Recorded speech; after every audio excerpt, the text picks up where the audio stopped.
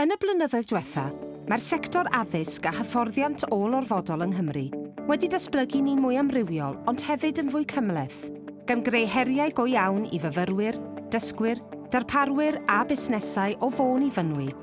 Mwyn goresgyn yr heriau hyn a helpu i ddiwallu anghenion dinasyddion Cymru, mae Llywodraeth Cymru yn cynnig creu sefydliad newydd o'r enw y Comisiwn Addysg Drydyddol ac Ymchwil, (CITR), erbyn 2023. Bydd y Comisiwn yn gyfrifol am gynllunio, cyllido a rheoleiddio addysg ôl-orfodol yng Nghymru. Bydd hyn yn cynnwys addysg bellach ac uwch, dosbarthiadau 6 ysgolion, prentisiaethau ac addysg i oedolion yn y gymuned, yn ogystal ag ymchwil ac arloesi. Bydd y Comisiwn yn cynnwys bwrdd a phrifweithredwr. Bydd y bwrdd yn cynnwys cynrychiolwyr o blith myfyrwyr a dysgwyr, ymarferwyr addysg drydyddol a staff y Comisiwn ei hun fel aelodau cynghori.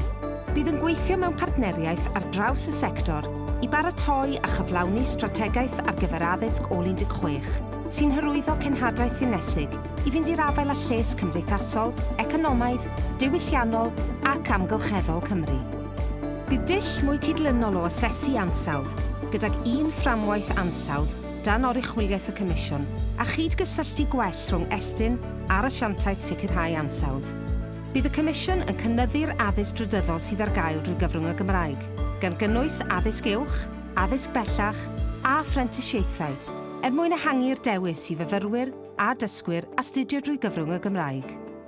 Bydd pob dysgwr yn cael cyfleoedd pellach i ddweud am y broses o redeg ei brifysgol, coleg neu ddarparwr, a bydd ei hawliau yn cael eu hamddiffyn yn well.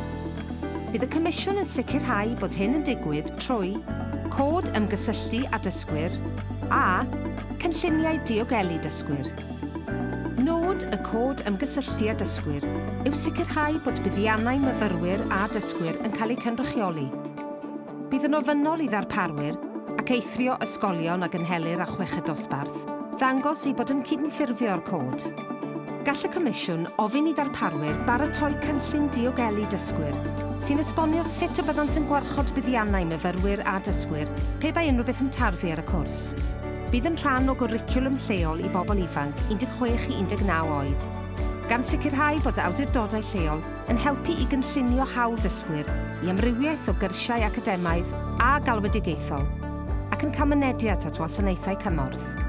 Mae gan y Comisiwn y grym llebon briodol i gyfarwyddo awdurdodau lleol i baratoi cynlluniau ad-drefnu chweched dosbarth yn amodol ar seil bendith Gweinidogion Cymru.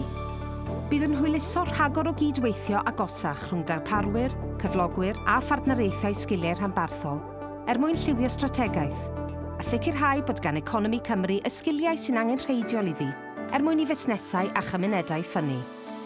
Fel rhan o hyn, bydd y Comisiwn yn darparu diffiniad clir o brentisiaeth Gymreig, gan sefydlu safon air i brentisiaethau yng Nghymru fel llwybrau dysgu poblogaidd a gwerthfawr o fyd addysg i fyd gwaith.